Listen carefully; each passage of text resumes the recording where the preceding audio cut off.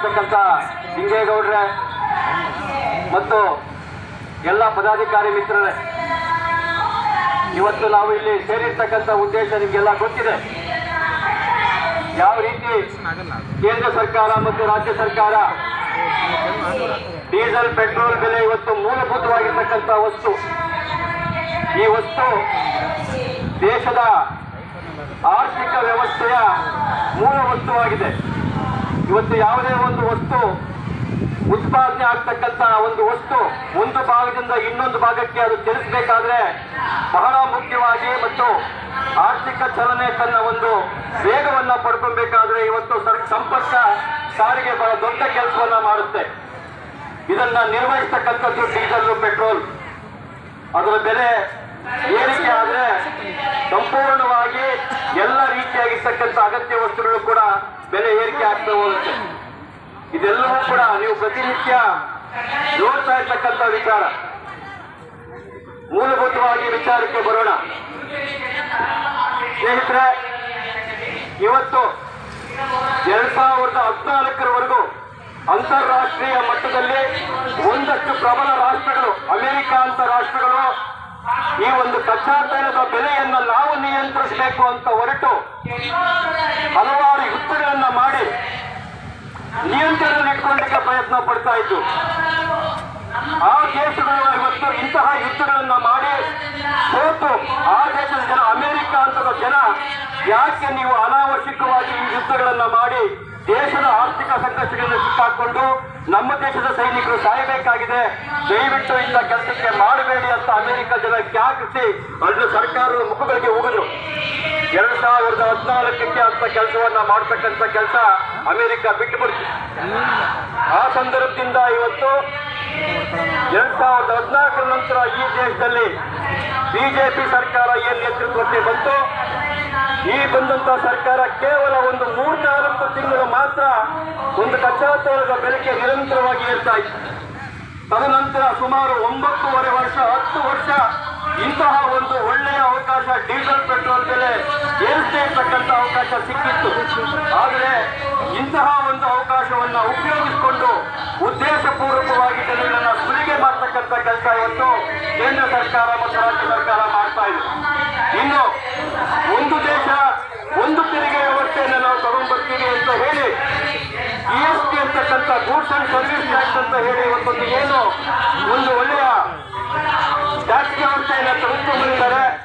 ಈ ಒಂದಷ್ಟು ವಸ್ತುಗಳನ್ನ ಬಹಳ ಮುಖ್ಯವಾಗಿ ಇವತ್ತು ಲಿಕ್ಕರ್ ಇರ್ಬೋದು, ಅದೇ ರೀತಿ ಡೀಸೆಲ್ ಪೆಟ್ರೋಲ್ ಇರ್ಬೋದು, ಸ್ಟ್ಯಾಂಪ್ ಡ್ಯೂಟಿ ಇರ್ಬೋದು, ಇವೆಲ್ಲವನ್ನು ಹೊರತಾಗಿ GST ಇಂದ ಹೊರತಾಗಿ ಇವೆಲ್ಲವನ್ನು ಕೂಡ ಇವತ್ತು ರಾಜ್ಯ ಸಂಪನ್ಮೂಲಗಳನ್ನಾಗಿ ಮಾಡಿಕೊಂಡಿದ್ದಾರೆ. ಸೊ ಇವತ್ತೇನು GST ಇವೆಲ್ಲ ನೋಡಿರ್ಬೋದು. ಯಾವುದೇ ನೀವು ಡಿಮಾರ್ಟ್ ಹೋಗ್ರಿ ಅಥವಾ ಯಾವುದೇ ಮಾಲ್ ಹೋಗ್ರಿ, ಯಾವುದೇ ವಸ್ತುಗಳನ್ನ ತೆಗೆದುಕೊಂಡ್ರೆ 5% ಇಂದ ಶುರುವಾಗಿ 8%, 12%, 18%, 27% ಈ ರೀತಿಯಾಗಿರ್ತಕ್ಕಂಥ ಟ್ಯಾಕ್ಸ್ಗಳು ಇವತ್ತೇನು ಜನರ ಅಗತ್ಯ ವಸ್ತುಗಳ ಮೇಲೆ ಬೀಳ್ತಾ ಇದೆ. ಆ ವಸ್ತುಗಳಲ್ಲಿ ಸಂಪೂರ್ಣವಾಗಿ ಆ ಬಿಲ್ ಗೊತ್ತಾಗುತ್ತೆ. ಅರ್ಥ KCSA ಅಂದ್ರೆ ಕರ್ನಾಟಕ ಅಂದ್ರೆ ರಾಜ್ಯದ ತೆರಿಗೆ ವ್ಯವಸ್ಥೆ, ಕೇಂದ್ರದ CGST, KGST ಅಂತ ಸಂಪೂರ್ಣವಾಗಿ ಅದನ್ನ ವಿಂಗಡಿಸಿ ಮೆನ್ಷನ್ ಮಾಡಿದ್ದಾರೆ. ಈ ರೀತಿಯಾಗಿರ್ತಕ್ಕಂಥ ಒಂದು ವ್ಯವಸ್ಥೆ ಜಾರಿ ಇದ್ರೂ ಕೂಡ ಕೇಂದ್ರ ಸರ್ಕಾರ ಇವತ್ತು ರಾಜ್ಯಗಳಿಗೆ GST ಹಣವನ್ನ ಕೊಡದೆ ಇಲ್ಲಿನ ಕೆಲಸ ಕಾರ್ಯಗಳಿಗೆ, ಅಭಿವೃದ್ಧಿಗಳಿಗೆ ಮತ್ತೆ ಬೇರೆ ಬೇರೆ ವಿಚಾರಗಳಿಗೆ ಇವತ್ತು ಸರ್ಕಾರಕ್ಕೆ ಹಣ ಇಲ್ಲದೆ ಈ ರೀತಿಯಾಗಿರ್ತಕ್ಕಂಥ ವಸ್ತುಗಳ ಮೇಲೆ ನಿರಂತರವಾಗಿ ಏರಿಕೆ ಮಾಡ್ತಾ ಇವತ್ತು ಜನರು ಸುಲಿಗೆ ಮಾಡ್ತಾ ಇರ್ತಕ್ಕಂಥ ಕೆಲಸ ಮಾಡ್ತಾ ಇದ್ದಾರೆ. ಒಂದು ಕಡೆ ನಾವು ಅಭಿವೃದ್ಧಿ ಮಾಡ್ತಾ ಇದ್ದೀವಿ ಅಂತ ಹೇಳ್ತಾ ಇದ್ದಾರೆ, ಇನ್ನೊಂದು ಕಡೆ ಇವತ್ತು ದೇಶವನ್ನು ತೆಗೆದುಕೊಂಡೋಗಿ ದೊಡ್ಡ ಸಾಲದ ಸುಲಿಗೆಗೆ ಇವತ್ತು ಸಿಕ್ಕಾಕೊಂಡಿದ್ದಾರೆ. 10 ವರ್ಷದಲ್ಲಿ ಇವತ್ತು ದೇಶದ ಒಟ್ಟಾರೆ ಸಾಲ ಸುಮಾರು 170 ಲಕ್ಷ ಕೋಟಿಗೆ ಏರಿದೆ. ಡೀಸೆಲ್ ಪೆಟ್ರೋಲ್ ಇಂದ ಬಂದಂತ ಹಣ ಏನಾಯ್ತು? ಕೇಂದ್ರ ಸರ್ಕಾರದಲ್ಲಿ ಪ್ರಶ್ನೆ ಮಾಡಿದ್ರೆ ಹಿಂದೆ ಸರ್ಕಾರ ಮಾಡಿದಂತಹ ಏನು ಬೆಲೆ ಏರಿಕೆಯನ್ನ ನಿಯಂತ್ರಿಸಲಿಕ್ಕೆ ಏನು ಒಂದು ಡೀಸೆಲ್ ಪೆಟ್ರೋಲ್ ಬಾಂಡ್ಗಳ ಮೂಲಕ ಏನು ಸಾಲ ಎತ್ತಿತ್ತು ಅದನ್ನು ತೀರಿಸಬೇಕಾಗಿತ್ತು ಅಂತ ಹೇಳಿದ್ರು. ಹಿಂದೆ ಕಾಂಗ್ರೆಸ್ ನೇತೃತ್ವ ಸರ್ಕಾರ 2014ರಲ್ಲಿ ಏನು ಈ ರೀತಿಯಾಗಿರ್ತಕ್ಕಂಥ ಬಾಂಡ್ಗಳ ಮೂಲಕ ಒಂದು ಸಾಲವನ್ನ ಎತ್ತಿತ್ತು. ಆ ಸಾಲಕ್ಕಿಂತ ಮೇಲೆ ಸುಮಾರು 60-70% ಇವತ್ತಂದ್ರೆ 70 ಭಾಗ 90 ಭಾಗ 100ಕ್ಕೆ 100 ಭಾಗ ಈ ರೀತಿಯಾಗಿರ್ತಕ್ಕಂಥ ವಸೂಲಿ ಕೆಲಸವನ್ನ ಮಾಡ್ತಾ ಬರ್ತಾ ಇತ್ತು. ಇಂತಹ ನೀತಿಗಳು ಇವತ್ತು ರಾಷ್ಟ್ರದಲ್ಲಿ ನಿರಂತರವಾಗಿ ಜನಸಾಮಾನ್ಯರ ಮೇಲೆ ಏರ್ತಾ ಜನಸಾಮಾನ್ಯರ ಬದುಕನ್ನ ಇವತ್ತು ಬಹಳ ಕೆಟ್ಟ ಪರಿಸ್ಥಿತಿಗೆ ತಂದು ನಿಲ್ತಕ್ಕಂಥ ಕೆಲಸವನ್ನ ಮಾಡ್ತಾ ಇದೆ. ಇನ್ನು ರಾಜ್ಯ ಸರ್ಕಾರ ಇವತ್ತು ಏನು ನಾವು ಇವತ್ತು 5 ಗ್ಯಾರಂಟಿಗಳನ್ನ ಕೊಟ್ಟಿದ್ದೇವೆ ಅಂತ ಸರ್ಕಾರ ಇವತ್ತೇನು ಹೇಳ್ತಾ ಇದೆ, ನಿಜವಾಗ್ಲೂ ಕೂಡ ಇವತ್ತು ಈ ಕಾರ್ಯಕ್ರಮಗಳು ಸಾಮಾಜಿಕ ಮುಖಿಯಾಗಿರ್ತಕ್ಕಂಥದ್ದು. ಇದನ್ನು ಅನುಷ್ಠಾನಕ್ಕೆ ತರಬೇಕು, ನಾವು ಪ್ರಾಮಾಣಿಕವಾಗಿ ಕೆಲಸ ಮಾಡಬೇಕು ಅಂತ ಇದ್ರೆ ಮೊದಲು ಇಲಾಖೆವಾರು ಆಗ್ತಾ ಇರ್ತಕ್ಕಂಥ ಭ್ರಷ್ಟಾಚಾರದ ಮೂಲಕ ಸಂಪನ್ಮೂಲಗಳು ಇವತ್ತು ಏನು ಹೊರಗೆ ಹೋಗ್ತಾ ಇದ್ದಾವೆ ಅದನ್ನ ನಿಯಂತ್ರಣ ಮಾಡಿ ಸರ್ಕಾರಕ್ಕೆ ಬರ್ತಕ್ಕಂಥ ಕೆಲಸ ಮಾಡಿ ಪ್ರಾಮಾಣಿಕವಾಗಿ ಭ್ರಷ್ಟಾಚಾರವನ್ನ ನಿರ್ಮೂಲನೆ ಮಾಡಿ ಸರ್ಕಾರ ದಿಟ್ಟ ಕ್ರಮವನ್ನ ತಿಳಿಸ್ಕೊಂಡ್ರೆ ಈ ಕೆಲಸಗಳನ್ನು ಕೂಡ ಕೆಲಸ ಮಾಡ್ತಕ್ಕಂಥ ಕೆಲಸ ಆಗತ್ತೆ. ಆದ್ರೆ ನೀವು ನೋಡಿರ್ಬೋದು, ಈ ಮೊನ್ನೆ ಲೋಕಸಭಾ ಚುನಾವಣೆ ಏನ್ ನಡೀತು, ಲೋಕಸಭಾ ಚುನಾವಣೆ ಹಿಂದೆ ಕೇಂದ್ರ ಇವತ್ತು ರಾಜ್ಯ ಸಚಿವ ಸಂಪುಟದಲ್ಲಿ 30 ಜನ ಸಚಿವರಿದ್ದಾರೆ, 50 ಜನ ಇವತ್ತು ನಿಗಮ ಮಂಡಳಿಗಳ ಅಧ್ಯಕ್ಷರನ್ನು ಇವತ್ತು ನೇಮಕ ಮಾಡಿದ್ದಾರೆ. ಅನಾವಶ್ಯಕವಾಗಿ ಇವತ್ತು ರಾಜಕೀಯ ಆಟಗಳಿಗೋಸ್ಕರ ಇವರ ಬಲವರ್ಧನೆಗೋಸ್ಕರ ಇವತ್ತು ಸುಮಾರು 50 ಜನಕ್ಕೆ ಇವತ್ತು ಉದ್ದೇಶಪೂರ್ವಕವಾಗಿ ತಿಂಗಳ 10 ಕೋಟಿ 20 ಕೋಟಿ ರೂಪಾಯಿ ಖರ್ಚು ಆಗ್ತಾ ಇದೆ. ಈ ರೀತಿ ಅನಗತ್ಯವಾಗಿರ್ತಕ್ಕಂಥ ಖರ್ಚುಗಳನ್ನ ಇವರ ರಾಜಕೀಯ ಬೆಲೆ ಬೇಯಿಸಲಿಕ್ಕೆ ಅನಗತ್ಯವಾಗಿರ್ತಕ್ಕಂಥ ಖರ್ಚುಗಳನ್ನ ಮಾಡ್ತಾ ಇದ್ದಾರೆ. ಇನ್ನು ಆಡಳಿತಾತ್ಮಕವಾಗಿ ಸೋರಿಕೆ ಆಗ್ತಾ ಇರ್ತಕ್ಕಂಥದ್ದು ಲೆಕ್ಕಕ್ಕೆ ಬರ್ತಾ ಇಲ್ಲ. ಕರ್ನಾಟಕ ರಾಷ್ಟ್ರ ಸಮಿತಿ ಪಕ್ಷ ನಿರಂತರವಾಗಿ ರಾಜ್ಯದಲ್ಲಿ ಭ್ರಷ್ಟಾಚಾರದ ವಿರುದ್ಧ ಇಂತಹ ಸೋರಿಕೆಗಳ ವಿರುದ್ಧ ಹೋರಾಟ ಮಾಡ್ತಾ ಇದ್ದೀವಿ. ಇವೆಲ್ಲ ಫೇಸ್ಬುಕ್ ಅಲ್ಲಿ ಎಲ್ಲ ನೋಡಿದ್ದೀರಾ. ನಮ್ಮ ಕಾರ್ಯಕರ್ತರು ನಮ್ಮನ್ನ ಯಾರು ಎಲ್ಲೂ ಕೂಡ ಗೆಲ್ಲಿಸಿಲ್ಲ. ಒಂದು ಮೊಬೈಲ್ ಫೋನ್ ಇಟ್ಕೊಂಡು ಒಬ್ಬ ಸರ್ಕಾರಿ ಅಧಿಕಾರಿ ತನ್ನ ವಾಹನವನ್ನ ದುರ್ಬಳಕೆ ಮಾಡ್ಕೊಳ್ತಾ ಇದ್ರೆ ಇವತ್ತು ಫೋಟೋನ ಒಂದು ವಿಡಿಯೋವನ್ನ ತೆಗೆದು ಇವತ್ತು ಫೇಸ್ಬುಕ್ ಅಲ್ಲಿ ಹಾಕಿದ್ರಿಂದ ಇವತ್ತು ಸರ್ಕಾರಕ್ಕೆ ಇವತ್ತು ಸಾವಿರಾರು ಕೋಟಿ ರೂಪಾಯಿ ಹಣ ಹೋಗಿದೆ. ಈ ರೀತಿಯಾಗಿರ್ತಕ್ಕಂಥ ಸಮಾಜಮುಖಿಯಾಗಿರ್ತಕ್ಕಂಥ ಕೆಲಸವನ್ನು ನಾವು ಮಾಡ್ತಾ ಇದ್ದೇವೆ. ಇದು ಕರ್ನಾಟಕ ರಾಷ್ಟ್ರ ಸಮಿತಿ ಪಕ್ಷ ನಿರಂತರವಾಗಿ ಜನಪರವಾಗಿ ಹೋರಾಟ ಮಾಡ್ತಾ ಇರ್ತಕ್ಕಂಥ ಕೆಲಸ. ಇನ್ನು ಡೀಸೆಲ್ ಪೆಟ್ರೋಲ್ ಬೆಲೆ ಒಂದು ಕಡೆ ಜಾಸ್ತಿ ಆಗಿದ್ರೆ ಕರ್ನಾಟಕದ ಉದ್ದಗಲಕ್ಕೂ ಇವತ್ತು ಸರಕು ಸಾಗಣೆ ಲಾರಿ ಮಾಲೀಕರಿಗೆ ಮತ್ತು ಲಾರಿ ಚಾಲಕರಿಗೆ ಈ ಪೊಲೀಸ್ ಇಲಾಖೆ ಆಗ್ತಾ ಇದ್ದಂತಹ ಕಿರುಕುಳ, ಆರ್ಟಿಒ ಅಧಿಕಾರಿಗಳಾಗ್ತಾ ಇದ್ದಂತ ಕಿರುಕುಳ ನಾಚಿಕೆ ಆಗುತ್ತೆ. ಆರ್ಟಿಒ ಅಧಿಕಾರಿಗಳು ಇಲ್ಲಿ ಇವತ್ತು ಒಂದು ನೈಸ್ ರಸ್ತೆ ಆಗ್ತದೆ, ಅದು ಒಂದು ಇವತ್ತೊಂದು ಖಾಸಗಿ ರಸ್ತೆ. ಆ ಖಾಸಗಿ ರಸ್ತೆಯಲ್ಲಿ ಸರ್ಕಾರಿ ಆರ್ಟಿಒ ಅಧಿಕಾರಿ ತನಗೆ ಅಧಿಕಾರ ಇಲ್ಲದೆ ಕೂಡ ಅಲ್ಲಿ ಹೋಗಿ ಲಾರಿ ಮಾಲೀಕರನ್ನು ಹಿಡ್ಕೊಂಡು ಸುಲಿಗೆ ಮಾಡ್ತಾರೆ. ಈ ಮಟ್ಟಕ್ಕೆ ಇವತ್ತು ಸರ್ಕಾರಗಳು ಅಧಿಕಾರಿಗಳು ಅಮಾಯಕರನ್ನ ಎದುರಿಸಿ ಸುಲಿಗೆ ಮಾಡ್ತಾ ಇರ್ತಕ್ಕಂಥ ಕೆಲಸವನ್ನ ಮಾಡ್ತಿದ್ದಾರೆ. ಇಂತಹ ಅಧಿಕಾರ ಸುಲಿಗೆ ಮಾಡ್ತಾ ದುರ್ಬಳಕೆ ಮಾಡ್ಕೊಂಡು ಸುಲಿಗೆ ಮಾಡ್ತಾ ಇದ್ದಂತವರನ್ನು ನಾವು ಪ್ರಶ್ನೆ ಮಾಡಿ ಇವತ್ತು ಏನು ರಾಜ್ಯದ ಉದ್ದಗಲಕ್ಕೆ ನಾವೇನು ಮಹಾ ಮಾಡಲಿಲ್ಲ. ಒಂದು 25 ಜನ ಕೇವಲ ನಮ್ಮ ಕಾರ್ಯಕರ್ತರ ಕಡೆ ಒಂದು ವಿಡಿಯೋ ಮಾಡ್ತಿದ್ರು ಹಾಕಿದ್ವಿ ಅಂತ ಕರ್ತವ್ಯ ಮಾಡ್ತಿದ್ರು. ನೀವು ಇವತ್ತು ನಿಮಗೆ ಮಾನ ಮರ್ಯಾದೆ ಇಲ್ಲವಂತ ಉಗಿದಿದ್ದಷ್ಟೇ. ಇವತ್ತು ಇಡೀ ರಾಜ್ಯವ್ಯಾಪಿ ಇಂತಹ ಒಂದು ದರೋಡೆತನ ನಿಂತಿದೆ. ಇವತ್ತು ಲಾರಿ ಮಾಲೀಕರಿರ್ಬೋದು, ಲಾರಿ ಚಾಲಕರಿರ್ಬೋದು ನೆಮ್ಮದಿಯಾಗಿ ಜೀವನ ಮಾಡ್ತಿದ್ದಾರೆ. ಇಂತಹ ಕೆಲಸ ಯಾವುದಾದ್ರೂ ಪಕ್ಷ ಮಾಡಿದ್ಯಾ? ಜನಪರವಾಗಿ ಏನಾದ್ರೂ ಹೋರಾಟ ಮಾಡಿದ್ಯಾ? ಸುಲಿಗೆಯನ್ನ ನಿಲ್ಲಿಸಿದ್ಯಾ? ಪೊಲೀಸರ ದಬ್ಬಾಳಿಕೆ ನಿಲ್ಲಿಸಿದ್ಯಾ? ಅಂತಹ ಕೆಲಸವನ್ನ ಇವತ್ತು ನಾವು ಮಾಡಿದ್ದೇವೆ. ಪೊಲೀಸರ ದಬ್ಬಾಳಿಕೆ ಇವತ್ತು ಅವ್ರದೇ ಒಂದು ಲಾ ಆಗಿಬಿಟ್ಟಿತ್ತು, ಸರ್ಕಾರದೇ ಒಂದು ಲಾ ಇತ್ತು, ಅವ್ರದೇ ಒಂದು ಲಾ. ಕೇಳೋನಿಲ್ಲ ಮಾರ್ಕ್ಸ್ಗೆಲ್ಲ ಅಂತಾರೆ. ಈ ರೀತಿಯಾಗಿರ್ತಕ್ಕಂಥ ಒಂದು ವ್ಯವಸ್ಥೆಯನ್ನು ತೆಗೆದುಬಿಟ್ಟಿದ್ರು. ಅವರು ಮಾಡ್ತಾ ಇದ್ದಂತಹ ದೌರ್ಜನ್ಯ, ದಬ್ಬಾಳಿಕೆ, ಅಮಾಯಕರ ಮೇಲೆ ಕೊಡ್ತಾ ಇದ್ದಂತಹ ತೊಂದರೆಗಳು, ಇದನ್ನೆಲ್ಲವನ್ನು ಕೂಡ ಇವತ್ತು ನಾವು ಪ್ರಶ್ನೆ ಮಾಡೋದ್ರ ಮೂಲಕ ಇವತ್ತು ಜನಸಾಮಾನ್ಯರು ಎಚ್ಚೆತ್ತುಕೊಂಡು ಇವತ್ತು ಇಲಾಖೆಯನ್ನು ಕೂಡ ನಾವು ಮೋಸ ಮಾಡ್ತಾ ಇದ್ದೀವಿ, ನಾವು ಕಾನೂನು ವಿರೋಧ ಕೆಲಸಗಳನ್ನ ಮಾಡ್ತಾ ಇದ್ದೀವಿ, ನಮಗೇ ನಾಚಿಕೆ ಆಗಬೇಕು ಅಂತ ಇವತ್ತು ಅವ್ರಿಗೆ ನಾಚಿಕೆ ಆಗುತ್ತೆ. ಈ ಮಟ್ಟಕ್ಕೆ ಇವತ್ತು ನಾವು ಬದಲಾವಣೆ ತೆಗೆದುಕೊಂಡು ಬಂದಿದ್ದೇವೆ. ಸೊ ಹಾಗಾಗಿ ಬಂಧುಗಳೇ, ಕರ್ನಾಟಕ ರಾಷ್ಟ್ರ ಪಕ್ಷ ನಿರಂತರವಾಗಿ ರಾಜ್ಯದಲ್ಲಿ ಜನಪರವಾಗಿ ಹೋರಾಟ ಮಾಡ್ತಿದೆ. ನಮಗೆ ಸೋಲು ಗೆಲುವು ಮುಖ್ಯವಲ್ಲ, ಈ ರಾಜ್ಯದ ಜನತೆಯ ಜನಸಾಮಾನ್ಯರ ಬದುಕು ನಮಗೆ ಮುಖ್ಯವಾಗಿ ಪರಿವರ್ತನೆ ಹೋರಾಟ ಮಾಡ್ತಾ ಇದ್ದೇವೆ. ಹಾಗಾಗಿ ನಿರಂತರವಾಗಿ ನಮ್ಮ ಹೋರಾಟ ಇರ್ತದೆ. ನಾವು ಇದೇ ರೀತಿಯಾಗಿರ್ತಕ್ಕಂಥ ಹೋರಾಟವನ್ನು ಮುಂದುವರಿಸೋಣ. ಕೇಂದ್ರ ಸರ್ಕಾರ, ರಾಜ್ಯ ಸರ್ಕಾರ ಈ ಕೂಡಲೇ ಇವತ್ತು ಡೀಸೆಲ್ ಪೆಟ್ರೋಲ್ ಮೂಲ ಬೆಲೆ 35ರಿಂದ 40 ರೂಪಾಯಿ ಇವತ್ತು ಕಚ್ಚಾ ತೈಲವನ್ನು ತೆಗೆದುಕೊಂಡು ಬಂದು ಅದನ್ನು ಫಿಲ್ಟರ್ ಮಾಡಿ ಹಲವಾರು ಪ್ರೋಸೆಸ್ಗೆ ಇನ್ವಾಲ್ವ್ ಮಾಡಿಕೊಂಡು ಇವತ್ತು ಡೀಸೆಲ್ ಪೆಟ್ರೋಲ್ ಬೆಲೆ ಕೇವಲ 30-40 ರೂಪಾಯಿ ಬೀಳುತ್ತೆ. ಇನ್ನು ಮಿಕ್ಕಿದ 60% ಕೇಂದ್ರ ಸರ್ಕಾರ ಮತ್ತು ರಾಜ್ಯ ಸರ್ಕಾರ ಸುಲಿಗೆ ಮಾಡ್ತಾ ಇದೆ. ಈ ರೀತಿಯಾಗಿರ್ತಕ್ಕಂಥ ಅಕ್ರಮ ಅವ್ಯವಹಾರಗಳನ್ನ ಇವತ್ತು ಸುಲಿಗೆ ಮಾಡ್ತಾ ಇವರ ರಾಜಕೀಯ ಆಟೋಟಗಳಿಗೆ ಇವತ್ತು ಈ ರೀತಿಯಾಗಿರ್ತಕ್ಕಂಥ ವಿಚಾರವನ್ನು ಬಳಸ್ಕೊಂಡಿದ್ದಾರೆ.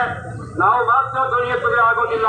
ಇಡೀ ಸಮಾಜ ಎತ್ತಿ ನಿಂತ್ಕೊಬೇಕು, ಪ್ರಶ್ನೆ ಮಾಡಬೇಕು, ಅಂಕಿಅಂಶಗಳನ್ನ ಕೇಳಬೇಕು. ಸರ್ಕಾರ ಜನರದ್ದು ಇವರು ನಾವು ಅವಕಾಶ ಮಾತ್ರ ಮಾಡಿಕೊಟ್ಟಿದ್ದೇವೆ. ಕೇಳದೆ ಹೋದ್ರೆ ಇನ್ನೂ ಕೂಡ ನಮ್ಮ ತಲೆ ಮೇಲೆ ಎತ್ಕೊಂಡು ನಮ್ಮನ್ನ ಸುಲಿಗೆಕೋರರನ್ನಾಗಿ ಮಾಡಿ ಇವತ್ತೇನು ಶ್ರೇಣೀಕರಣ ಏನಿದೆ, ಬಡವರು, ಮಧ್ಯಮ ವರ್ಗದವರು, ಇನ್ನು ಮಧ್ಯಮ ವರ್ಗದ ಮೇಲ್ಪಟ್ಟವರು ಇದನ್ನೆಲ್ಲವನ್ನು ಕೂಡ ನಿರ್ನಾಮ ಮಾಡಿ ಭಿಕ್ಷುಕರನ್ನಾಗಿ ಮಾಡ್ತಾರೆ. ಇನ್ನೂ ಕೂಡ ಜನರ ಕೊಳ್ಳುವಿಕೆಯ ಶಕ್ತಿ ಇದೆ. ಆದಷ್ಟು ಸುಲಿಗೆ ಮಾಡಿ ಇವರನ್ನ ಭಿಕ್ಷುಕರನ್ನಾಗಿ ಮಾಡಬೇಕು ಅನ್ನೋದು ರಾಜ್ಯ ಸರ್ಕಾರ ಮತ್ತು ಕೇಂದ್ರ ಸರ್ಕಾರದ ಮನಸ್ಥಿತಿ.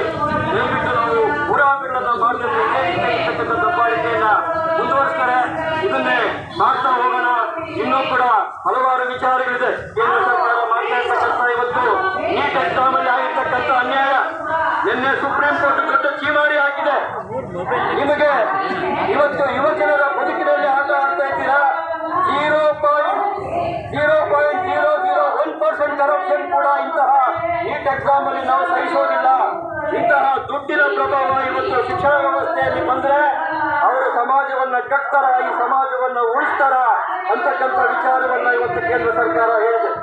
ಕಳೆದ ಒಂದು 15 ದಿವಸದಿಂದ ಮಾನವ ಸಂಪನ್ಮೂಲ ಸಚಿವ ಆ ಥರದ್ದೇನು ಆಗಿಲ್ಲ ಅಂತಕ್ಕಂಥ ವಿಚಾರವನ್ನ ಮಾತಾಡ್ತಾ ಇದ್ರು.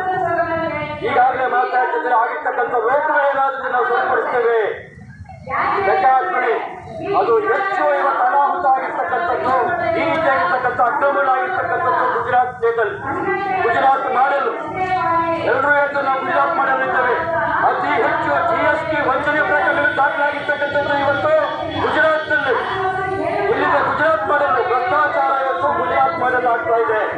ಸೊ ಹಾಗಾಗಿ ಬಂದರೆ ಇದನ್ನು ನಾವು ಪ್ರಶ್ನೆ ಮಾಡೋಣ. ದಯವಿಟ್ಟು ಜನಸಾಮಾನ್ಯರನ್ನೆಲ್ಲ ಒಗ್ಗಟ್ಟಾಗಿ ಹೋರಾಟ ಮಾಡ್ತಾ ಈ ರೀತಿಯಾಗಿರ್ತಕ್ಕಂಥ ಡೀಸೆಲ್ ಪೆಟ್ರೋಲ್ ಬೆಲೆಯ ಮೂಲ ಅಗತ್ಯ ಏನಾದರೂ ಒಂದು ಬೆಲೆ ಜಾಸ್ತಿ ಆದರೆ ಎಲ್ಲ ವಸ್ತುಗಳು, ಆಹಾರ ಪದಾರ್ಥಗಳಿರ್ಬೋದು, ಬಟ್ಟೆ ಇರ್ಬೋದು, ಔಷಧಿ ಇರ್ಬೋದು, ಎಲ್ಲವೂ ಕೂಡ ಜಾಸ್ತಿ ಆಗುತ್ತೆ. ಇವತ್ತು ದೆಹಲಿಯಲ್ಲಿ ಉತ್ಪಾದನೆ ಆದಂತಹ ಒಂದು ವಸ್ತು 30 ರೂಪಾಯಿ ಆಗಿದ್ರೆ ಅದು ಬೆಂಗಳೂರಿಗೆ ಬರಬೇಕಾದ್ರೆ ಸುಮಾರು ಒಂದು 25 ರೂಪಾಯಿ ಜಾಸ್ತಿ ಆಗುತ್ತೆ. ಅಂದ್ರೆ ಅರ್ಧಕ್ಕಿಂತ ಅರ್ಧ ಬೆಲೆ ಬರೀ ಟ್ರಾನ್ಸ್ಪೋರ್ಟ್ ಬೆಲೆ ಜಾಸ್ತಿ ಆಗ್ತಾ ಇದೆ. ಸೊ ಹಾಗಾಗಿ ಒಂದು ವೇಳೆ ಇದು ಹೋರಾಟ ತೀವ್ರಗತಿಯಲ್ಲಿ ಆಗಬೇಕಾಗಿದೆ. ಇದನ್ನ ಹೋರಾಟವನ್ನು ನಾವು ಮುಂದುವರಿಸೋಣ. ಜನರು ಇದಕ್ಕೆ ಬೆಂಬಲ ಕೊಡಬೇಕು ಅಂತ ಹೇಳಿ ಈ ಸಂದರ್ಭದಲ್ಲಿ ನನಗೆ ಅವಕಾಶ ಮಾಡಿಕೊಟ್ಟಂತ KRS ಪಾರ್ಟಿಗೆ ಎಲ್ಲ ಪದಾಧಿಕಾರಿಗಳು ಒಂದು ಸಲ ಮಾತನ್ನು ಮುಗಿಸ್ತಾ ಇದ್ದೇನೆ. ಜೈ ಹಿಂದ್, ಜೈ ಕರ್ನಾಟಕ. ಮಾತು ಕರ್ನಾಟಕ ಪೆಟ್ರೋಲ್ ಡೀಸೆಲ್ ಬೆಲೆ ಏರಿಸಿದ ರಾಜ್ಯ ಸರ್ಕಾರಕ್ಕೆ, ಪೆಟ್ರೋಲಿಯಂ ಉತ್ಪನ್ನಗಳನ್ನು GST ವ್ಯಾಪ್ತಿಗೆ ತರದ ಕೇಂದ್ರ ಸರ್ಕಾರಕ್ಕೆ,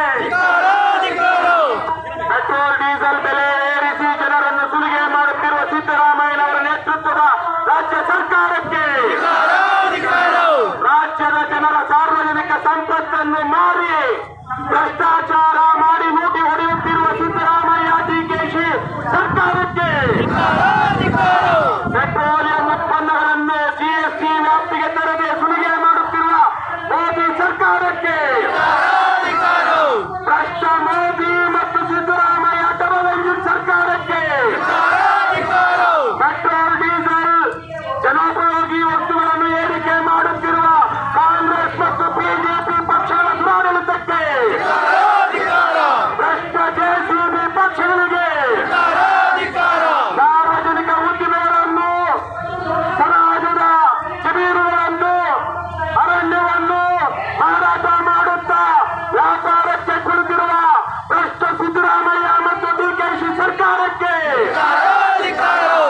ಭ್ರಷ್ಟ ಸಿದ್ದರಾಮಯ್ಯ ಸರ್ಕಾರಕ್ಕೆ, ಡೀಸೆಲ್ ಮತ್ತು ಪೆಟ್ರೋಲ್ ಬೆಲೆ ಏರಿಕೆ ಮಾಡಿರುವಂತಹ ಭ್ರಷ್ಟ ಸಿದ್ದರಾಮಯ್ಯ ಮತ್ತು DKC ಸರ್ಕಾರಕ್ಕೆ, ಪೆಟ್ರೋಲಿಯಂ ಉತ್ಪನ್ನಗಳನ್ನು GST ವ್ಯಾಪ್ತಿಗೆ ತರದೆ ಸುಲಿಗೆ ಮಾಡುತ್ತಿರುವ ಭ್ರಷ್ಟ ಮೋದಿ ಸರ್ಕಾರಕ್ಕೆ,